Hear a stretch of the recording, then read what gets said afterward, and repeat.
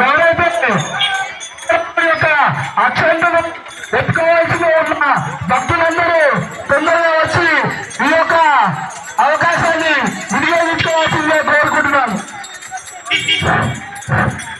రాముడి యొక్క అయోధ్య నుంచి వచ్చిన అక్షంతులను ఎత్తుకునేవలసిన భక్తులు తొందరగా అక్షంతుల దగ్గరికి రావాల్సిందిగా కోరుకుంటున్నాను.